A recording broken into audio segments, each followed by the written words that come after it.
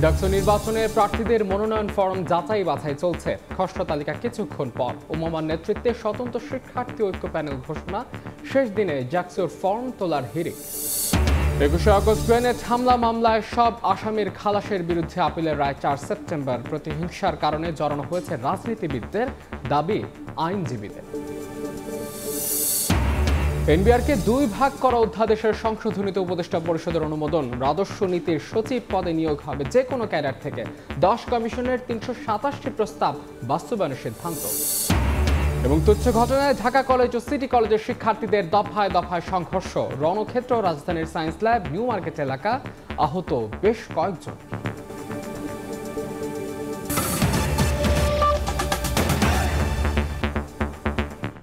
সময় সংবাদের সঙ্গে আছে আমি মাহাদ ইসলাম ধ্রুব।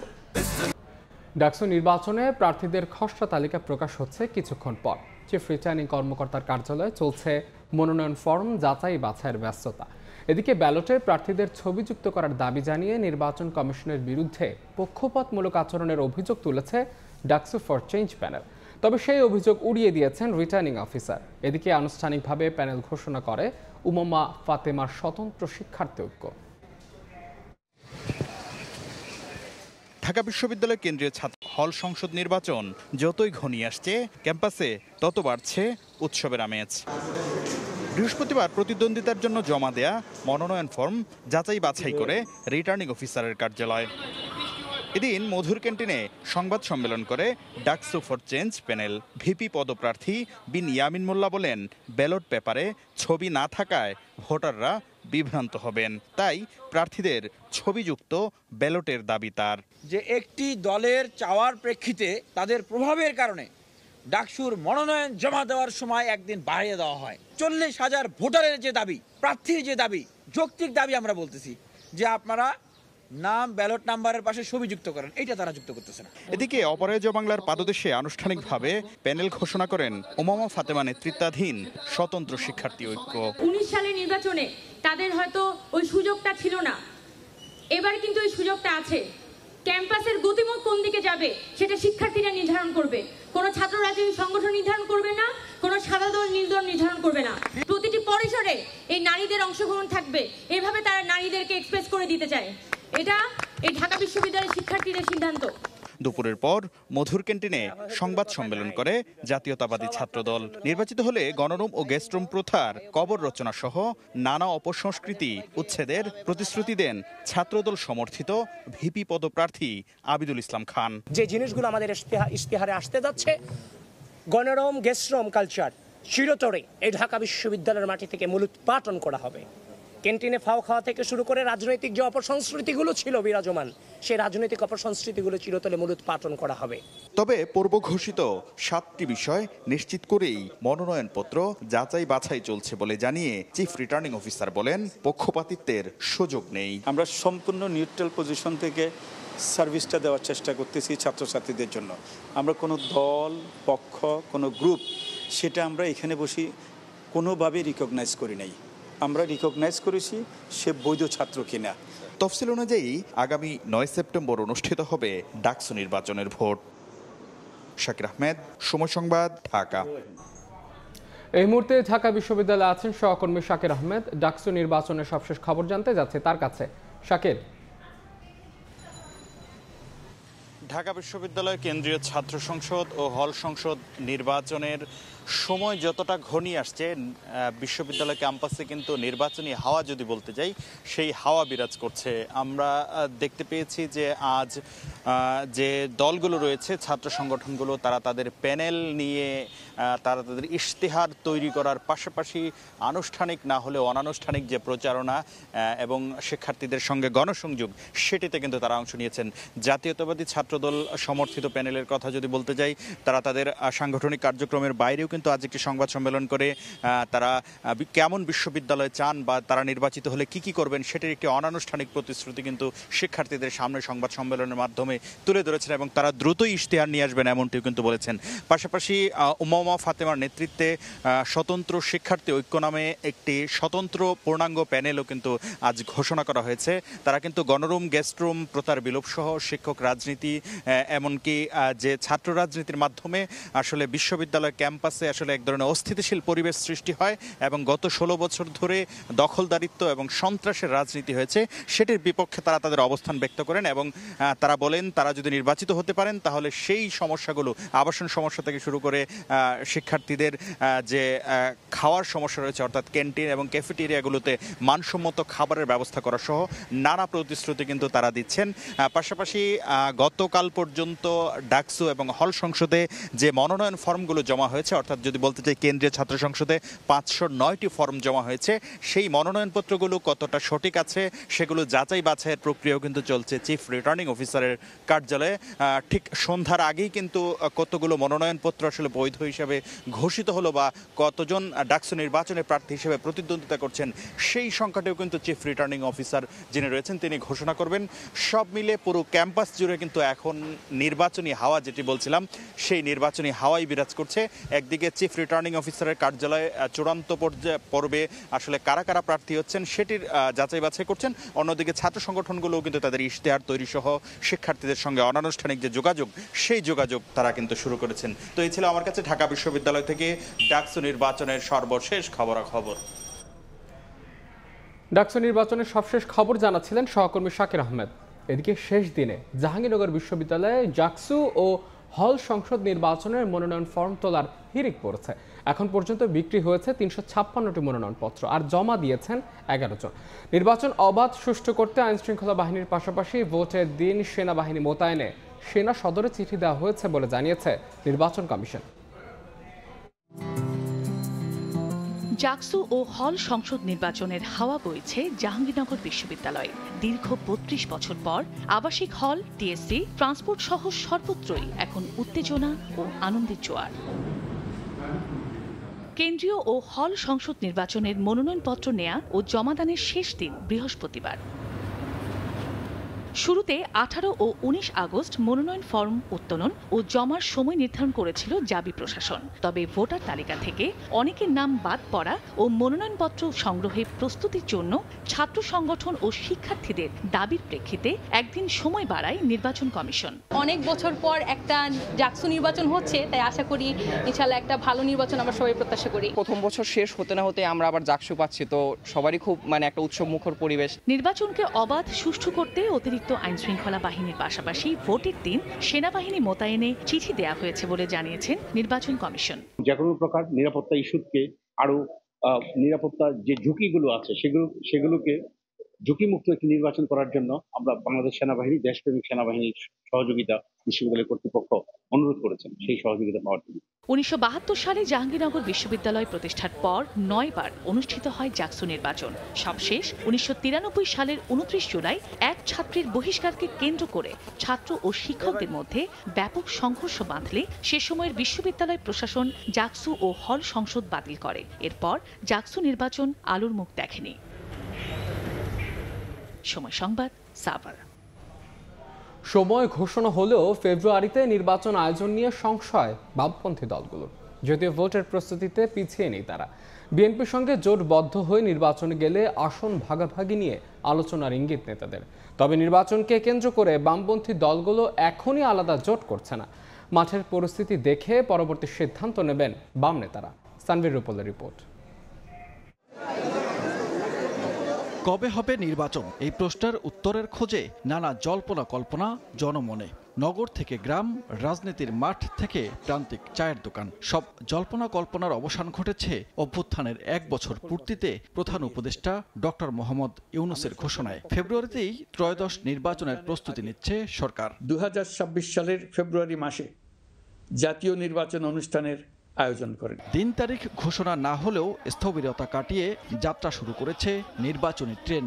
ঘোষণার পর থেকে ফেব্রুয়ারিতে নির্বাচন ও নির্বাচন পদ্ধতি নিয়ে মতের বিভাজন দেখা যায় রাজনৈতিক দলের মধ্যে। বামপন্থী দলের নেতাদের মধ্যেও সংশয়, শেষ পর্যন্ত গন্তব্যে পৌঁছবে নাকি পরের স্টেশনেই থমকে দাঁড়াবে নির্বাচনী ট্রেন। নির্বাচনী ট্রেন যদি মনে হয় যে কমলাপুর থেকে ছাড়লো, এখন এটা তেজগাঁ পর্যন্ত যে থামবে কিনা, অথবা এয়ারপোর্ট স্টেশনে যে হল করবে কিনা, অথবা মাঝখানে ট্রেনের উপরে দেখা যাবে যে কেউ আবার একটা ব্যারিকেড তৈরি করছে কিনা, সেই সম্ভাবনাকে আমি পুরোপুরি উড়িয়ে দিচ্ছি না, কারণ আমাদের এখনো বহুমাত্রিক চ্যালেঞ্জ আছে। এই নির্বাচনকে বিঘ্নিত করার প্রচেষ্টা নানা গ্রুপ কিন্তু সবসময়ের জন্য করবে, সেইটা যাতে তারা করে সফল না হতে পারে, আমরা যত সময় নির্বাচন করে গণতন্ত্রের পথে হাঁটতে পারি সেই প্রচেষ্টা আমাদের নিতে হবে। তবে এরই মধ্যে ফেব্রুয়ারির সামনে রেখেই নির্বাচন নিয়ে ভাবছে বাম দলগুলো। বিএনপির সঙ্গে থাকা বাম দলগুলো জোটবদ্ধ হয়ে নির্বাচনে গেলে আসন ভাগাভাগি নিয়ে আলোচনা করবে। একক দলগুলো নিজেদের মধ্যে আসন ও প্রার্থী নিয়ে হিসেব কষছে। তবে নির্বাচন কেন্দ্র করে বামপন্থী দলগুলো এখনই আলাদা কোনো জোট করছে না। গণতন্ত্র মঞ্চগতভাবে আমরা আবার একটু আলোচনা করব, মঞ্চগতভাবে নির্বাচনের ব্যাপারে কোনো বোঝাপড়া তৈরি করতে পারি কিনা।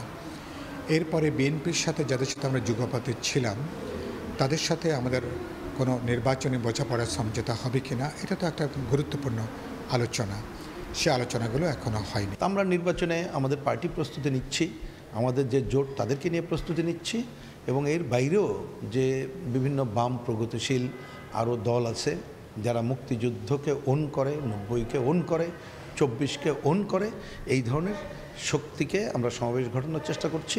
2-1 মাস পরেই মাঠের পরিস্থিতি দেখে নির্বাচন নিয়ে অনেক কিছুই খোলাসা হয়ে যাবে বলে মনে করেন বাম দলের নেতারা। সানবীর রূপল, সময় সংবাদ, ঢাকা।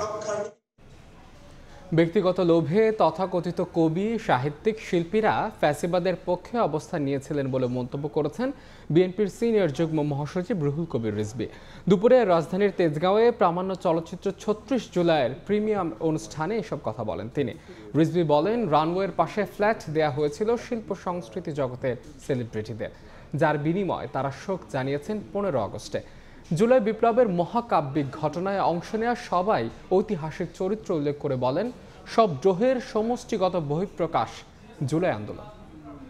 এমনকি ডাক্তার রফিক 15 আগস্ট এবারে গেছে, অনেকে দিয়েছেন, বিভিন্ন পোস্ট দিয়েছেন মহামানব বলে শোক জানিয়ে, সে করতেও পারে। বিশেষ করে মিডিয়ার কিছু মানুষ, বিভিন্ন সেলিব্রিটি, অভিনেতা অভিনেত্রী, তারা এটা করছেন।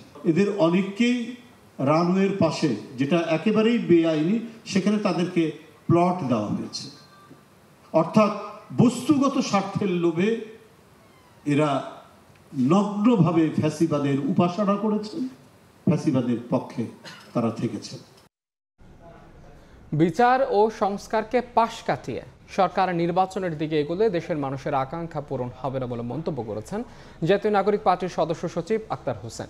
দুপুরে রংপুরের হারাগাছায় এক পথসভা সাংবাদিকদের এই কথা বলেন তিনি। এ সময় আক্তার আরও বলেন, সরকার চাইলে যে কোনো সময় নির্বাচন দিতে পারে, তবে তার আগে সংস্কার বাস্তবায়ন, বিচার প্রক্রিয়া দৃশ্যমান, মাঠ প্রশাসনের নিরপেক্ষতা নিশ্চিত করা সহ লেভেল প্লেইং ফিল্ড নিশ্চিত করতে হবে।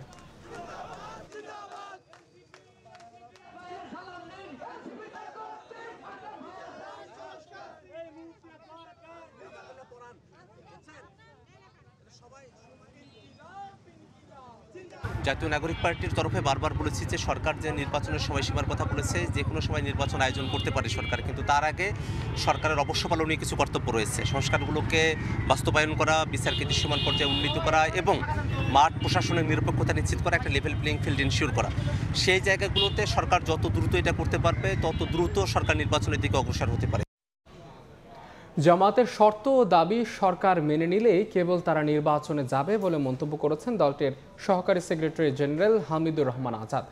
নির্বাচন ভবনে সিইসির সঙ্গে সাক্ষাৎ শেষে তিনি সাংবাদিকদের এই কথা বলেন। জনগণ চাইলে পিআর পদ্ধতিতে সরকারকে নির্বাচন করতে হবে বলে হুঁশিয়ারি উচ্চারণ করেন তিনি। বৃহস্পতিবার বিকেলে নির্বাচন ভবনে সিইসির সঙ্গে জামাতের প্রতিনিধি দলের সাক্ষাৎ হয়। প্রায় 2 ঘন্টার বৈঠক শেষে দলটির সহকারী সেক্রেটারি জেনারেল সাংবাদিকদের জানান, সংসদীয় আসনের সীমানা পুনর্নির্ধারণের বিষয়ে সবার বক্তব্য আমলে নিতে আহ্বান জানিয়েছে জামাত ইসলামী। নির্বাচনে সন্ত্রাস অনিয়ম বন্ধ করতে হলে পিআর পদ্ধতিতে ভোট করার দাবি জানায় দলটি। পিআর পদ্ধতির প্রশ্নটা হচ্ছে, আমরা পাবলিক মিটিং করেও বলেছি, ঐক্যমত্য কমিশনও বলেছি, মাননীয় চিফ ইলেকশন কমিশনারকে আমরা গতবার এসে বলেছি আমাদের বক্তব্য সুস্পষ্ট, এই জায়গায় দাঁড়িয়েও আমরা ব্রিফ করেছি, ব্যাখ্যা দিয়েছি। পিআর পদ্ধতিটা হচ্ছে বাংলাদেশের জন্য নতুন হলো, বিশ্বের জন্য নতুন নয়। নির্বাচনের জন্য যে শর্ত এবং দাবিগুলো আমরা দিয়েছি এগুলো এনশিওর করে নির্বাচনে যেতে হবে, তাহলে আমরা প্রতিশ্রুতি অনুযায়ী ভালো নির্বাচন হবে, নাহলে ভালো নির্বাচন হবে না। জুলাই আন্দোলনে আসলে হত্যা ও লাশ পোড়ানোর মামলার বিচার শুরুর আদেশ দিয়েছেন আন্তর্জাতিক অপরাধ ট্রাইব্যুনাল ২। সকালে ১৬ আসামির বিরুদ্ধে অভিযোগ গঠনের আদেশ দেন ট্রাইব্যুনাল। এই মামলায় সাবেক এক পুলিশ সদস্য আসামি থেকে রাজসাক্ষী হওয়ার আবেদন করেছেন। এদিন দেলোয়ার হোসেন সাঈদীর মামলার অন্যতম সাক্ষী সুখরঞ্জন বালিকে অপহরণ, নির্যাতন ও আটকে রাখার অভিযোগে শেখ হাসিনা সহ ৩২ জনের বিরুদ্ধে মামলা করেছে ট্রাইব্যুনাল। ঘটনায় মামলা হওয়ার পর ভিডিও ফুটেজ দেখে শনাক্ত করা হয় আসামিদের। ১৬ জনের বিরুদ্ধে ট্রাইব্যুনালে আনুষ্ঠানিক অভিযোগ দাখিল করে প্রসিকিউশন। তাদের বিরুদ্ধে ৪ আগস্ট একজনকে গুলি করে হত্যারও অভিযোগ আনা হয়। বৃহস্পতিবার ১৬ আসামির বিচার শুরুর আদেশ দেন আন্তর্জাতিক অপরাধ ট্রাইব্যুনাল ২। মামলায় গ্রেফতার বরখাস্তকৃত পুলিশ পরিদর্শক শেখ আফজালুল হক মৌখিকভাবে আবেদন করেন রাজসাক্ষী হওয়ার। উনি মৌখিকভাবে বলেছেন যে উনি মামলার ব্যাপারে তথ্য দিতে চান। আদালত তখন বলেছেন যে আপনারা লিখিত আবেদন দিতে পারেন, সেই আবেদন দেওয়ার পরে আমরা অ্যাকসেপ্ট করব কি করব না সেটা পরবর্তীতে বিবেচনা করব। সুতরাং এখন পর্যন্ত অ্যাপ্রুভার হওয়ার কোনো লিখিত আবেদন নেই। এদিকে ৫ আগস্ট চানখারপুলে ৬ আন্দোলনকারীকে হত্যার ঘটনায় ট্রাইব্যুনাল ১-এ চলা মামলায় চতুর্থ দিনের মতো সাক্ষ্য গ্রহণে দুজন সাক্ষ্য দিয়েছেন। সাবেক প্রধানমন্ত্রী শেখ হাসিনাকে প্রধান আসামি করে এদিন আরও একটি অভিযোগ দায়ের হয় আন্তর্জাতিক অপরাধ ট্রাইব্যুনালে। দেলোয়ার হোসেন সাঈদীর মামলার আলোচিত সাক্ষী সুখরঞ্জন বালি বাদী হয়ে ৩২ জনের নাম উল্লেখ করে এই মামলা করেন। ১ নম্বর আসামি করেছি শেখ হাসিনাকে, সুরেন্দ্র কুমার সিনহা সাবেক প্রধান বিচারপতি, তাকে আমরা ২ নম্বর আসামি করেছি। নিজামুল হক নাসিম যিনি চেয়ারম্যান ছিলেন তাকে আমরা ৩ নম্বর আসামি করেছি। ৪ নম্বর আসামি করেছি শফিক আহমেদ সাহেবকে। আমরা কামরুল ইসলাম সাহেবকে করেছি যিনি ওই সময় আইন প্রতিমন্ত্রী ছিলেন। বিচারপতি এটিএম ফজলে কবির সাহেবকে আমরা আসামি করেছি। মামলার আর্জিতে সুখরঞ্জন বালি তাকে গুমের উদ্দেশ্যে অপহরণ, নির্যাতন এবং দেশ বিদেশে ৫ বছরের বেশি সময় আটকে রাখার অভিযোগ তোলেন। আতাউর কাউসার, সময় সংবাদ, ঢাকা। সারা দেশে জুলাই আন্দোলনে হামলার ২৬টি মামলার চার্জশিট আদালতে জমা দিয়েছে পুলিশ। এর মধ্যে হত্যা মামলা ৮টি এবং অন্যান্য 18টি। পুলিশ সদর দফতর থেকে পাঠানো এক বিজ্ঞপ্তিতে বিষয়টি জানানো হয়। অভিযোগপত্রে ৮ হত্যা মামলায় আসামি ১,০০০। জুলাই আগস্ট গণহত্যায় জাতিসংঘের প্রতিবেদনকে ঐতিহাসিক দলিল হিসেবে ঘোষণা দিয়েছেন উচ্চ আদালত। সকালে বিচারপতি ফাহমিদা কাদের ও মুবিনা আফাসের হাইকোর্ট বেঞ্চ এই ঘোষণা দেন। এ সময় ৩ মাসের মধ্যে জুলাই রেভলিউশন ২০২৪ গ্যাজেট করার নির্দেশও দেন হাইকোর্ট। এই রিপোর্টটা যেহেতু আন্তর্জাতিক একটি সংস্থার মাধ্যমে করা হয়েছে এবং এই রিপোর্টের সরকারের কোনো ইনফ্লুয়েন্স নাই এবং এই সময়ে কোনো সরকার দলীয় সরকার নাই, সেই জন্য এই রিপোর্টটাকে ঐতিহাসিক রিপোর্ট হিসেবে চেয়েছিলাম। তখন মহামান্য কোর্ট আমাদের সাবমিশন শুনে এটাকে একটা রুল দিয়েছিলেন। রুল যেটা ছিল যে হিস্ট্রিক্যাল রিপোর্ট, সেটাকে আজকে কোর্ট ঐতিহাসিক রিপোর্ট হিসেবে ঘোষণা করেছেন। আজ ২১শে আগস্ট ২০০৪ সালের এই দিনে আওয়ামী লীগের সমাবেশে ভয়াবহ গ্রেনেড হামলায় আইভি রহমান সহ ২৪ আওয়ামী লীগ নেতাকর্মী নিহত হন। অল্পের জন্য বেঁচে যান দলের সভাপতি ও তৎকালীন বিরোধী দলীয় নেত্রী শেখ হাসিনা। গত ডিসেম্বরে নিম্ন আদালতের রায়ের ডেথ রেফারেন্স ও আপিল শুনানিতে শেষে সব আসামির খালাসের রায় দেন হাইকোর্ট। খালাসের বিরুদ্ধে রাষ্ট্রপক্ষের করা লিভ টু আপিলের রায় ৪ সেপ্টেম্বর ঘোষণা করবেন আপিল বিভাগ। ঘটনার পরদিন মতিঝিল থানায় হত্যা ও বিস্ফোরক দ্রব্য আইনে ২টি মামলা হয়। ২০০৯ সালে আওয়ামী লীগ সরকার ক্ষমতায় আসার পর রাষ্ট্রপক্ষের আবেদনে অধিকতর তদন্তের নির্দেশ দেন আদালত। ২০১৮ সালের ১০ অক্টোবর ঢাকার একটি আদালত ২ মামলায় লুৎফুজ্জামান বাবর সহ ১৯ জনকে মৃত্যুদণ্ড দেন। আর বিএনপির ভারপ্রাপ্ত চেয়ারম্যান তারেক রহমান সহ ১৯ জনকে যাবজ্জীবন এবং ১১ জনকে বিভিন্ন মেয়াদে কারাদণ্ড দেওয়া হয়। নিম্ন আদালতের রায়ের ডেথ রেফারেন্স ও আপিলের শুনানি শেষে গত বছরের ১ ডিসেম্বর হাইকোর্ট সব আসামিকে খালাসের রায় দেন। বৃহস্পতিবার এই মামলায় খালাসের বিরুদ্ধে রাষ্ট্রপক্ষের করা লিভ টু আপিলের শুনানি শেষে আইনজীবীরা জানান, রাজনৈতিক বিবেচনায় রায় দেওয়ার বিষয়টি আদালতের নজরে আনা হয়েছে। খালাসের রায় বহাল থাকার আশা তাদের। একজন বিচারক নিম্ন আদালতে যে ফাইন্ডিং দিয়েছেন, মনে হচ্ছে তিনি একটা রাজনৈতিক বক্তব্য দিচ্ছেন। রায় লেখার ক্ষেত্রে। এইটা আমরা আদালতের নজরে এনেছি। জনাব বাবর সাহেব যে কথাটা আমাকে প্রায়ই বলেন, তিনি বলেন যে তাকে এই মামলার আসামি করা হয়েছে কারণ তাকে বারবার বলা হয়েছে ম্যাডাম খালেদা জিয়ার বিরুদ্ধে বলার জন্য। তিনি এটা বলতে রাজি হন নাই। শেখ হাসিনা তার রাজনৈতিক উদ্দেশ্য এবং প্রতিহিংসার হিসাবে জনাব তারেক রহমান সাহেবকে এই মামলায় অন্তর্ভুক্ত করলেন। মহামান্য হাইকোর্ট বিভাগ তাকে খালাস দিয়েছেন। আমরা প্রত্যাশা করছি ন্যায় বিচার পাবো এবং মহামান্য অ্যাপিলেট ডিভিশন জনাব তারেক রহমান সাহেব সহ অন্যান্য আসামিদেরকে খালাস দিবেন। গ্রেনেড হামলা মামলায় খালাসের বিষয়ে 4 সেপ্টেম্বর রায় ঘোষণা করবেন আপিল বিভাগ। মাইমুনা হায়দার চৌধুরী, সময় সংবাদ। এনবিআর 2 ভাগ করে জারি করা অধ্যাদেশের সংশোধনের অনুমোদন দিয়েছে অন্তর্বর্তী সরকার। রাজধানীর তেজগাঁওয়ে প্রধান উপদেষ্টার কার্যালয়ে উপদেষ্টা পরিষদের বৈঠকে এই অনুমোদন দেওয়া হয়।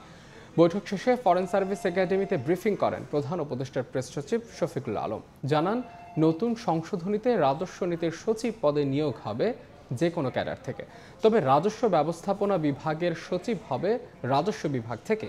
সংবাদ সম্মেলনে জানানো হয়, 10টি সংস্কার কমিশনের 327টি প্রস্তাব বাস্তবায়নের সিদ্ধান্ত নিয়েছে উপদেষ্টা পরিষদ। পাকিস্তান সরকারের সঙ্গে ভিসা অব্যাহতি চুক্তি হয়েছে জানিয়ে প্রেস সচিব জানান, এখন থেকে 2 দেশের কূটনৈতিক ও সরকারি কর্মকর্তারা বিনা ভিসায় যাওয়া আসা করতে পারবেন। এখন থেকে করা হলো এনবিআর এর এই 2 ইউনিয়ন যারা প্রধান হবেন তাদেরকে নেওয়া হবে হচ্ছে যোগ্যতা, অভিজ্ঞতা এবং ন্যায্যতার ভিত্তিতে। 10টা কমিশনের সুপারিশের থেকে 367টি আশু করণীয় নেওয়া হয়েছে। আমাদের গভর্নমেন্টে যারা ডিপ্লোম্যাটিক পাসপোর্ট হোল্ড করছেন বা যারা অফিসিয়াল পাসপোর্ট হোল্ড করছেন তারা এখন বিনা ভিসায় পাকিস্তান সফর করতে পারবেন। সরকারি সফরে চীন গেলেন সেনাবাহিনী প্রধান জেনারেল ওয়াকারুজ্জামান। সফরকালে সেনা প্রধান চীনের সামরিক ও বেসামরিক উচ্চপদস্থ কর্মকর্তাদের সঙ্গে সৌজন্য সাক্ষাৎ এবং সামরিক বাহিনীর সংশ্লিষ্ট দ্বিপাক্ষিক সহযোগিতা উন্নয়নের লক্ষ্যে মতবিনিময় করবেন বলে জানা গেছে। সফর শেষে আগামী 27 আগস্ট দেশে ফেরার কথা রয়েছে সেনা প্রধানের। ব্র্যাড ফ্রি ইনসুলেশন যুক্ত কঙ্কা ফ্রিজ ইঁদুর থেকে সুরক্ষিত থাকে সব সময়। সিলেটে পাথর লুটের সঙ্গে জড়িত রাজনীতিবিদ, প্রশাসন সহ অন্তত 42 জনকে শনাক্ত করেছে দুদক। সংস্থাটির মহাপরিচালক জানান, প্রাথমিকভাবে দুর্নীতির প্রমাণ মেলায় অনুসন্ধানের জন্য কমিশনে সুপারিশ করা হয়েছে। এদিন 615 কোটি টাকা আত্মসাতের অভিযোগে নাসা গ্রুপের চেয়ারম্যান নজরুল ইসলাম মজুমদার সহ 30 জনের বিরুদ্ধে মামলা করেছে সংস্থাটি। সম্প্রতি সিলেটে পাথর লুটের ঘটনায় অভিযান চালিয়ে আলোচনায় সমালোচনায় পড়ে দুদক। তবে অভিযানের পর একে একে বেরিয়ে আসছে থলের বিড়াল। প্রতিবেদনে দুদক বলছে, পাথর লুটের সঙ্গে 42 রাজনীতিবিদ ও প্রভাবশালীর সংশ্লিষ্টতা রয়েছে। তালিকায় আছেন বিএনপি, জামাত, এনসিপি ও আওয়ামী লীগের নেতাকর্মীরা। এছাড়া স্থানীয় প্রশাসন, পুলিশ ও বিজিবির নিষ্ক্রিয়তা ও সহযোগিতাও ছিল। মহাপরিচালক জানান, তাদের বিরুদ্ধে অনুসন্ধান করতে কমিশনে সুপারিশ করেছে অভিযানকারী দল। সাদা পাথর লুটের ঘটনার সত্যতা পাওয়া গেছে এবং যারা যারা এর সাথে সম্পৃক্ত আছেন তাদের বিষয়ে প্রকাশ্য অনুসন্ধানের সুপারিশ করেই প্রতিবেদন দাখিল করা হয়েছে। এই বিষয়ে কমিশন কর্তৃক যে সিদ্ধান্ত গৃহীত হবে সেটা শীঘ্রই আপনাদেরকে অবহিত করা হবে। এদিন ঋণের নামে এক্সিম ব্যাংক থেকে 615 কোটি টাকা আত্মসাতের অভিযোগে নাসা গ্রুপের চেয়ারম্যান নজরুল ইসলাম মজুমদার সহ 30 জনের বিরুদ্ধে মামলা করেছে দুদক। নাম সর্বস্ব প্রতিষ্ঠান ফ্লামিঙ্গো এন্টারপ্রাইজের নামেও 615 কোটি টাকারও বেশি ঋণ প্রদান করে উক্ত অর্থ বিভিন্ন হিসাবে স্থানান্তরপূর্বক আত্মসাৎ এবং উক্ত আত্মসাৎকৃত অর্থ স্থানান্তর, রূপান্তর এবং হস্তান্তর করার অপরাধ অনুসন্ধানকালে প্রমাণিত হয়েছে। আর ধামসুর ইকোনমিক জোন লিমিটেডের নথি গায়েব করে 146 কোটি টাকার করফাকির অভিযোগে ঢাকা কর অঞ্চল 5-এর কমিশনার আবু সাইদ মোহাম্মদ মুস্তাক সহ 3 কর্মকর্তার বিরুদ্ধে মামলার অনুমোদন দিয়েছে কমিশন। তাসলিম তৌহিদ, সময় সংবাদ, ঢাকা। তুচ্ছ ঘটনাকে কেন্দ্র করে ঢাকা কলেজ ও সিটি কলেজের শিক্ষার্থীদের কয়েক ঘন্টার সংঘর্ষে রণক্ষেত্রে পরিণত হয় রাজধানীর সায়েন্স ল্যাব ও নিউ মার্কেট এলাকা। দফায় দফায় ধাওয়া, পাল্টা ধাওয়া, ইট পাটকেল নিক্ষেপের ঘটনায় আহত হন বেশ কয়েকজন শিক্ষার্থী। পরিস্থিতি নিয়ন্ত্রণে আনতে টিয়ারশেল নিক্ষেপ করা আইনশৃঙ্খলা রক্ষাকারী বাহিনী। অপ্রীতিকর পরিস্থিতি এড়াতে ঘটনাস্থলে বিপুল সংখ্যক আইনশৃঙ্খলা বাহিনীর সদস্য মোতায়েন করা হয়।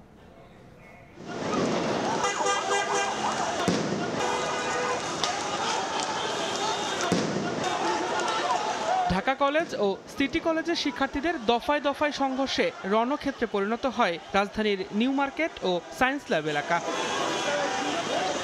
কয়েকদিন আগে রাজধানীর একটি কোচিং সেন্টারের তুচ্ছ ঘটনাকে কেন্দ্র করে বৃহস্পতিবার সংঘর্ষে জড়ান দুই কলেজের শিক্ষার্থীরা। সকাল 11টা থেকে দুপুর 3টা পর্যন্ত দফায় দফায় সংঘর্ষ চলে। ইটপাটকেল নিক্ষেপ ও ধাওয়া পাল্টা ধাওয়ায় বেশ কয়েকজন শিক্ষার্থী আহত হন। পরিস্থিতি নিয়ন্ত্রণে আনতে আইনশৃঙ্খলা বাহিনীর সদস্যরা শিক্ষার্থীদের একাধিকবার শান্ত করার আহ্বান জানালেও বারবার উত্তেজনা ছড়িয়ে পড়ে সায়েন্স ল্যাব ও নিউ মার্কেট এলাকা জুড়ে। পরে টিয়ার গ্যাস ছুড়ে পরিস্থিতি নিয়ন্ত্রণে আনে পুলিশ। ঘটনাস্থল পরিদর্শনে এসে ডিএমপি রমনা বিভাগের উপকমিশনার মোহাম্মদ মাসুদ আলম বলেন, দুই কলেজের শিক্ষার্থীদের মধ্যে আইডি কার্ড নিয়ে ঝামেলা থেকে সংঘর্ষের সূত্রপাত। কয়েকদিন আগে তারা উদ্ভাস কোচিং সেন্টার একসাথে মনে হয় তারা কোচিং করে, এখন ওইখানে কথা কাটাকাটির এক পর্যায়ে হয়তো বা একজন আরেকজনকে চরথাপ্পড় মারে বা ওই যে আইডি কার্ডগুলো নিয়ে নেয়। সকাল থেকে কেন এটা নতুন করে আবার এই উত্তেজনা তৈরি হলো আসলে আমরা এখনো জানি না। এর আগে আমরা বসেছিলাম যে কয়েকটা Dhaka college, city college, ideal কলেজের প্রিন্সিপালদের নিয়ে বসেছিলাম। আমরা প্রয়োজন হলে আবারও বসবো। এই গোড়ায় যদি ঠিক না করা যায় তাহলে হয়তো ভাই ছাত্রদের মধ্যে এই অবস্থানটা চলতে থাকবে।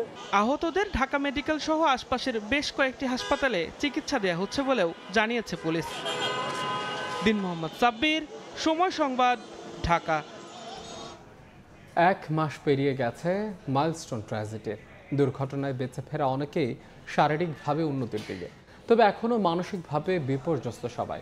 ভুক্তভোগীদের শীতল নীরব চোখ বলে দেয় ভয়াবহ সেই দিনের দুঃসহ স্মৃতি যেন কখনোই ভোলা সম্ভব নয়। তারপরও স্বাভাবিক জীবনে ফেরার লড়াই চালিয়ে যাচ্ছেন তারা। সেই গল্প জানার চেষ্টা করেছেন আলামিন তুষার, ছবি তুলেছেন অনুপ দত্ত। দুঃসহ সেই স্মৃতি ভুলে স্বাভাবিক হবার চেষ্টা মাইলস্টোনের একাদশ শ্রেণীর ছাত্র সাইমনের। অন্যের বিপদে ঝাঁপিয়ে পড়াই তার নেশা। তাই তো 21 জুলাই যখন যুদ্ধ বিমানটি বিধ্বস্ত হলো তখনও সেটাই করেছে সাইমন।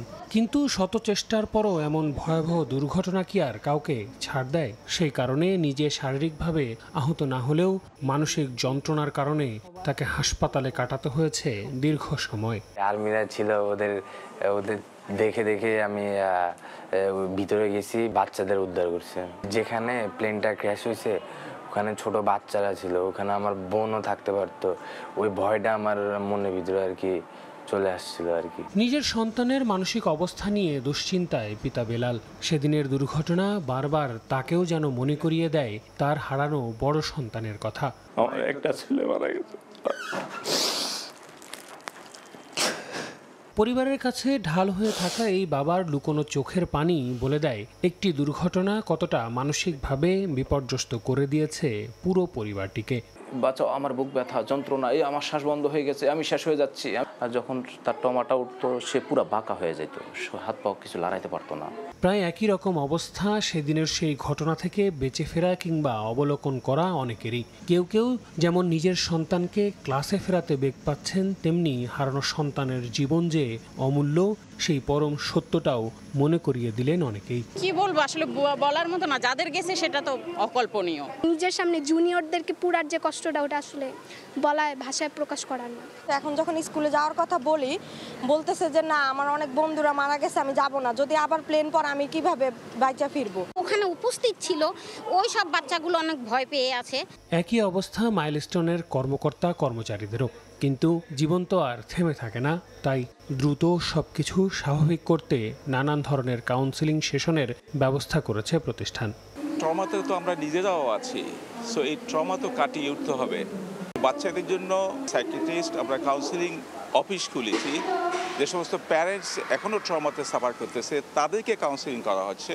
এর সঙ্গে পুরোপুরি একমত জাতীয় মানসিক স্বাস্থ্য ইনস্টিটিউটের এই সহকারী অধ্যাপক। বললেন, দ্রুত স্বাভাবিক জীবনে ফেরা গেলেই ভয়াবহ সেই স্মৃতি থেকে দূরে থাকা সহজ হবে। যাদের ধরুন আগে থেকে স্ট্রেস আছে বা মানসিক রোগের কিছু লক্ষণ ছিল, তাদের কিন্তু দীর্ঘমেয়াদী একটা প্রতিক্রিয়া মানে থাকবে এবং এই রোগটা কন্টিনিউ হতে পারে। যতই তারা এখন কাজকর্মবিহীন থাকবে তাদের মধ্যে হতাশাটা আরও বেড়ে যাবে। মাইলস্টোন ট্র্যাজেডিতে যারা সন্তান হারিয়েছেন সেই ক্ষতি আর কখনোই পূরণ হবে না, কিন্তু এমন দুর্ঘটনা যাতে আর কখনোই না ঘটে সে বিষয়ে সজাগ থাকতে হবে দায়িত্বশীলদের। আল আমিন তুষার, সময় সংবাদ, ঢাকা। দেশের ৯৮% শিশুর রক্তে মিলেছে সীসার উপস্থিতি। এই শিশুদের বেশিরভাগেরই বসবাস রাজধানী ঢাকায়। সম্প্রতি আইসিডিডিআরবির এক গবেষণায় উঠে এসেছে তথ্য, শিশু স্বাস্থ্যের এমন ভয়ানক বিপর্যয় ঠেকাতে সীসা নির্ভর শিল্প কারখানা জনবহুল এলাকা থেকে সরিয়ে নেয়ার পরামর্শ গবেষকদের। মাইমুনা হায়দার চৌধুরীর প্রতিবেদন।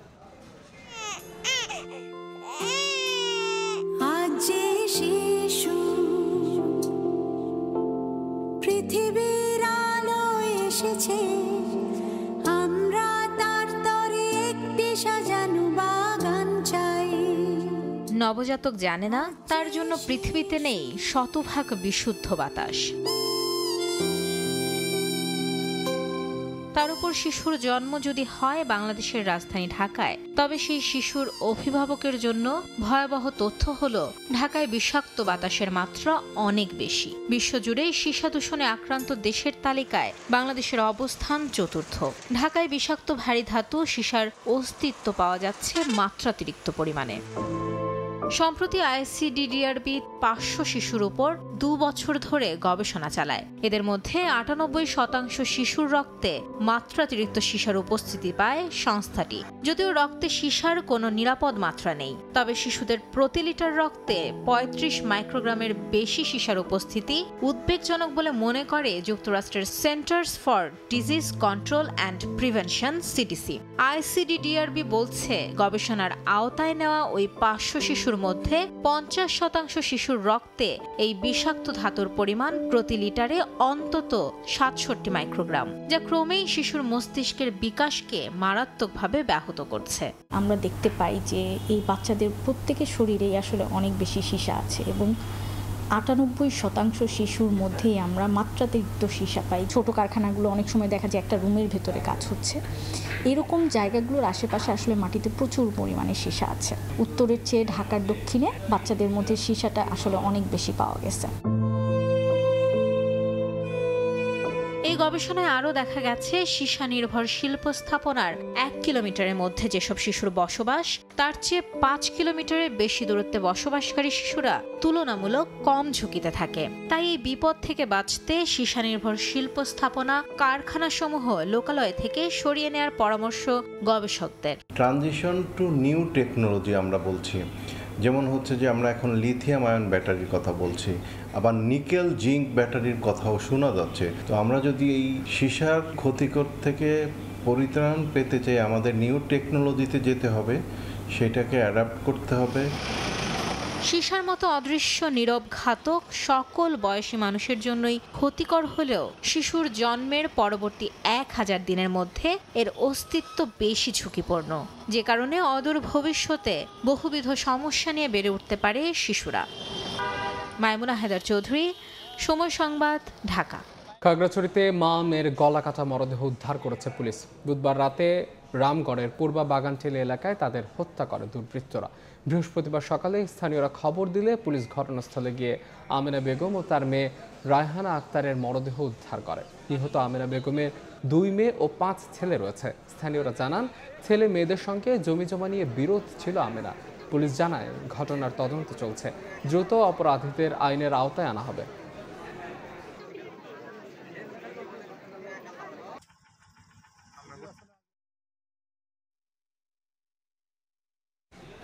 সময় সংবাদ আরও থাকছে। গাজা সিটি দখলে অভিযান শুরু ইসরায়েলের, ৭,০০০ রিজার্ভ সেনা তলব।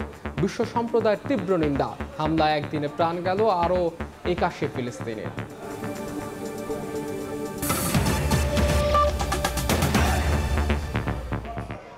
দেরি হয়, চালককে ওয়াশরুমে রেখে গাড়ি নিয়ে ঢাকার উদ্দেশ্যে রওনা হয় ৪ বন্ধু।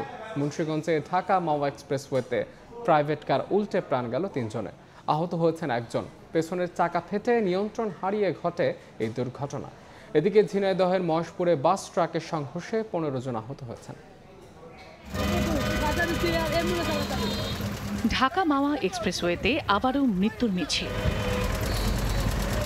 দেরি হওয়ায় চালককে মুন্সিগঞ্জের শ্রীনগর ফিলিং স্টেশনের ওয়াশরুমে রেখে গাড়ি নিয়ে ঢাকার উদ্দেশ্যে রওনা হয় 4 বন্ধু। মাত্র 1.5 কিলোমিটার এলাকা যাওয়ার পর ঢাকা মাওয়া এক্সপ্রেসওয়ের 16 ঘর এলাকায় পৌঁছালে পেছনের চাকা ফেটে বেপরোয়া গতির প্রাইভেট কারটি নিয়ন্ত্রণ হারায়। সড়ক বিভাজনের রেলিংয়ের সঙ্গে ধাক্কা লেগে উল্টে যায় গাড়িটি। এতে ঘটনাস্থলেই 2 বন্ধু তানজিল ও আরমান নিহত হন। আহত দুজনকে উদ্ধার করে শ্রীনগর স্বাস্থ্য কমপ্লেক্সে নিয়ে গেলে সাইরা নামে আরও একজনকে মৃত ঘোষণা করেন চিকিৎসক।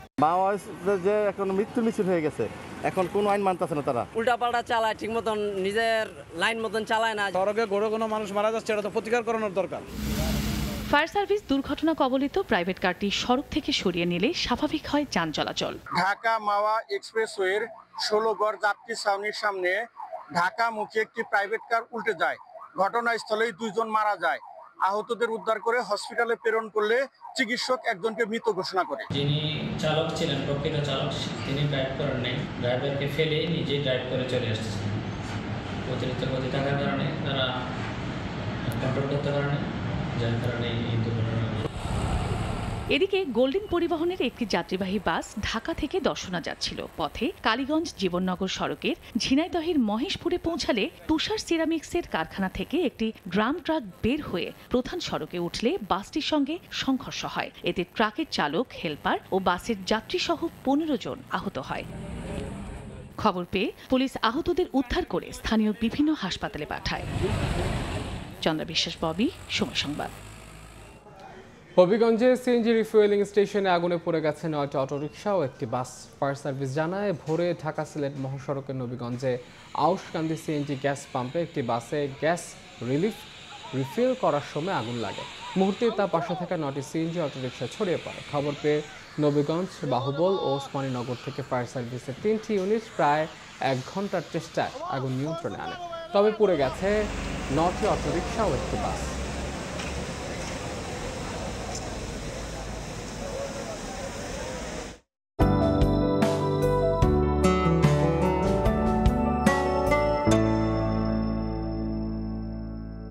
দেখে নেব আজকের বাতাসের মানসূচক। বায়ুমান বিষয়ক সংস্থা আইকিউ এয়ারের সূচক অনুযায়ী বাংলাদেশে এখনকার বাতাসের মান: ঢাকা বিভাগের বায়ুর মান 58, যা সন্তোষজনক, বাতাসের আর্দ্রতা 71%। চট্টগ্রাম বিভাগে বায়ুর মান 53, এটিও সন্তোষজনক, বাতাসের আর্দ্রতা 86। রাজশাহী বিভাগে বায়ুমান 68, যা সন্তোষজনক, বাতাসের আর্দ্রতা 72। সিলেট বিভাগে বায়ুর মান 55, এটি সন্তোষজনক, বাতাসের আর্দ্রতা 80%। খুলনা বিভাগের বায়ুর মান 55, যা সন্তোষজনক, বাতাসের আর্দ্রতা 94। বরিশাল বিভাগে বায়ুর মান 52, এটিও সন্তোষজনক, বাতাসের আর্দ্রতা 77। রংপুর বিভাগের বায়ুমান 57, যা সন্তোষজনক, বাতাসের আর্দ্রতা 67। ময়মনসিংহ বিভাগের বায়ুর মান 55, এটিও সন্তোষজনক, বাতাসের আর্দ্রতা 73%। সারা দেশে বায়ুর মান সবচেয়ে ভালো বরিশালে 52 আর সবচেয়ে খারাপ রাজশাহীতে 68। দেশের কেবল শিল্পের সক্ষমতা বাড়াতে সরকার নানা উদ্যোগ নিয়েছেন বলে জানিয়েছেন প্রধান উপদেষ্টার বিশেষ সহকারী ফয়েজ আহমেদ তৈয়ব। সকালে খুলনায় বাংলাদেশ কেবল শিল্প লিমিটেড পরিদর্শন শেষে তিনি বলেন, ওভারহেডের তারের ব্যবহার কমাতে বিভিন্ন প্রকল্প হাতে নেওয়া হয়েছে। মোবাইল নেটওয়ার্ক প্রতিষ্ঠানগুলোকে অপটিক্যাল ফাইবারের ব্যবহার বাড়াতে এগিয়ে আসার আহ্বান জানান ফয়েজ আহমদ। জানান, বর্তমানে কেবল শিল্প লিমিটেড কোম্পানিতে 4টি প্ল্যান্ট রয়েছে। প্ল্যান্টগুলো থেকে উৎপাদিত কেবল দেশের চাহিদা মিটিয়ে আসছে। পাওয়ার কেবলের মতো ফাইবার ইন্ডাস্ট্রিতেও যাতে ফরেন কারেন্সি ড্রেন না হয়ে যায় এবং একই সাথে যারা আইএসপি, বড় বড় আইএসপি, ন্যাশনাল লেভেল আইএসপি আছে, তারাও এখান থেকে ফাইবার সংগ্রহ করতে পারে এবং এতে করে আমি মনে করি যে দেশের বৈদেশিক মুদ্রা সাশ্রয় হবে। পায়রাকে চট্টগ্রামের বিকল্প বন্দর হিসেবে সক্ষম করে গড়ে তুলতে চায় সরকার। পায়রা বন্দরের প্রথম টার্মিনালের জেটি ও ব্যাকআপ ইয়ার্ড নির্মাণ শেষ। চলছে ব্রিজ ও 6 লেনের রাস্তা তৈরির কাজ। আগামী জুলাই আনুষ্ঠানিকভাবে কার্যক্রম শুরুর প্রত্যাশা বন্দর কর্তৃপক্ষের। আধুনিক ও পরিবেশ বান্ধব পায়রা সমুদ্র বন্দর আনুষ্ঠানিকভাবে চালুর পরিকল্পনা 2026 সালের জুলাই। এর মধ্যেই আয়তনে দেশের সর্ববৃহৎ বন্দরটি দৃশ্যমান। শেষ হয়েছে প্রথম টার্মিনালের 650 মিটারের জেটি, কন্টেনার ও বাল্ক পণ্য খালাসে বিশাল ব্যাকআপ ইয়ার্ড। এই একটি জেটিতেই একসঙ্গে ভিড়তে পারবে 200 মিটারের 3টি জাহাজ। অবকাঠামোগত উন্নয়ন এখন পর্যন্ত 90%। বড় কাজের মধ্যে বাকি রয়েছে 6.35 কিলোমিটারের 6 লেনের সংযোগ সড়ক ও আন্ধারমানিক নদীর ওপর ব্রিজ নির্মাণ। এই মুহূর্তে আমাদের যে কানেক্টিভিটি আছে, এই কানেক্টিভিটি দিয়ে কিন্তু আমরা গাড়িবাহী জাহাজ আমরা এখন আনতে সক্ষম। এখন পর্যন্ত 13,000 কোটি টাকা খরচে গড়ে তোলা বন্দরটি চালু হলে প্রথম বছরেই নিট আয়ের প্রত্যাশা 650 কোটি টাকা।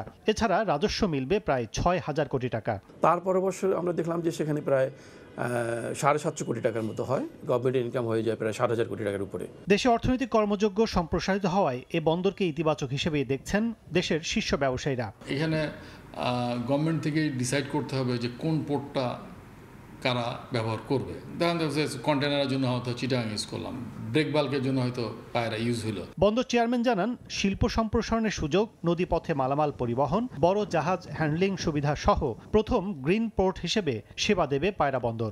আমাদের সাউথ সেন্ট্রাল রিজিয়নের উন্নতির জন্য এই একটা পোর্ট বিশাল ভূমিকা রাখবে এবং এটার কমার্শিয়াল প্রসপেক্ট আমি খুবই সম্ভাবনাময় দেখছি।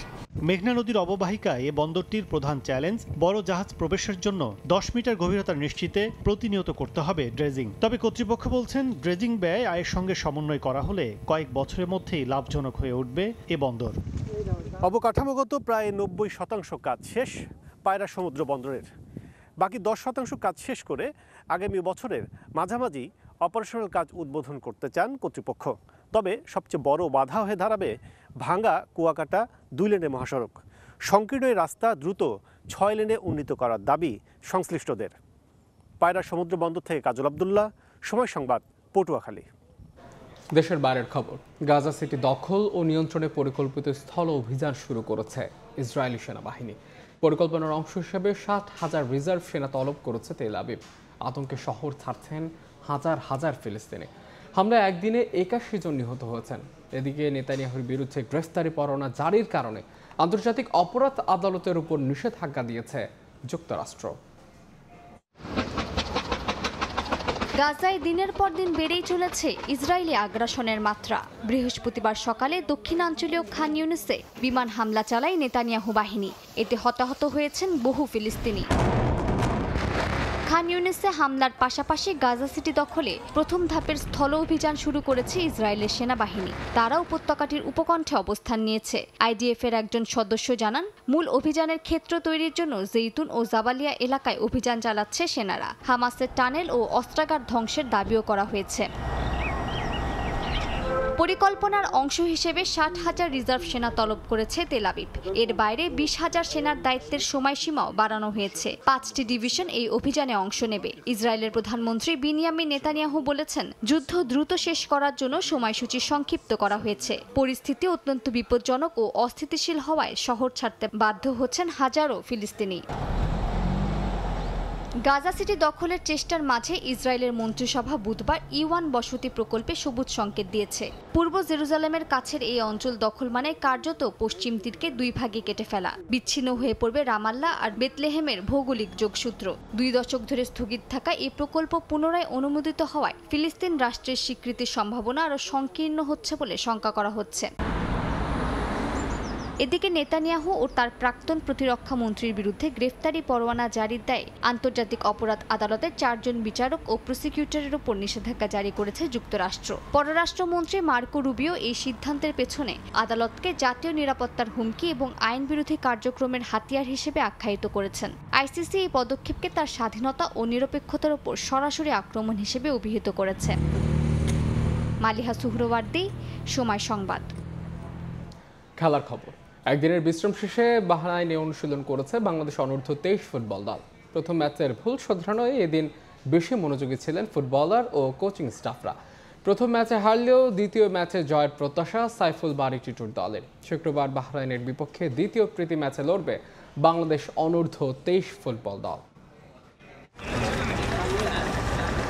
বাহরাইনে প্রচণ্ড গরম উপেক্ষা করে চলছে বাংলাদেশ অনূর্ধ্ব 23 দলের প্রস্তুতি ক্যাম্প।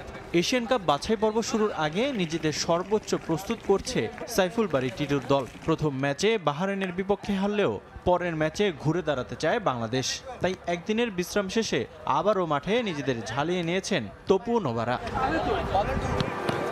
বাংলাদেশ থেকে র্যাঙ্কিংয়ে যোজন এগিয়ে বাহরাইন, তাই ম্যাচের ফলাফলের চেয়ে নিজেদের পারফরমেন্সে মনোযোগী রিমন তানিনরা। তাই গেল ম্যাচের ভুল নিয়ে ফুটবলারদের সঙ্গে কাজ করেছেন কোচিং স্টাফরা।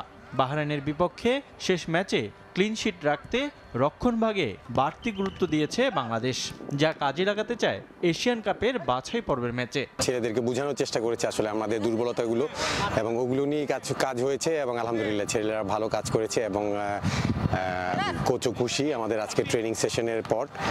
ইনশাআল্লাহ সামনের ম্যাচগুলোতে আমরা আরো ভালো করব। 12 দিনের ক্যাম্পের শুরুতে বৈরী আবহাওয়ার সঙ্গে লড়াই করলেও এখন অনেকটাই মানিয়ে নিয়েছে সাইফুল বারীর শিষ্যরা। পঞ্চম অনুশীলন সেশন শেষে আত্মবিশ্বাসও বেড়েছে বাংলাদেশের। বাহরাইনের বিপক্ষে শেষ ম্যাচটা জয় দিয়ে রাঙিয়ে দেশে ফিরতে চায় নোভা আসিফরা।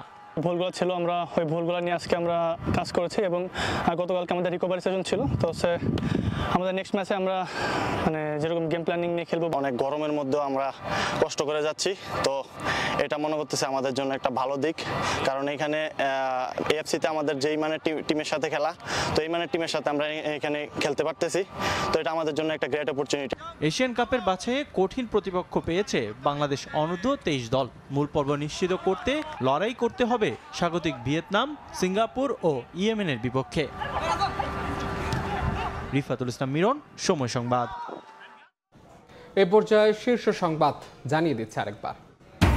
ডাকসু নির্বাচনে প্রার্থীদের মনোনয়ন ফর্ম যাচাই বাছাই চলছে। খসড়া তালিকা কিছুক্ষণ পর উমামার নেতৃত্বে স্বতন্ত্র শিক্ষার্থী ঐক্য প্যানেল ঘোষণা। শেষ দিনে ডাকসুর ফর্ম তোলার হিড়িক। এই ছিল সময় সংবাদের সঙ্গে থাকুন সময়।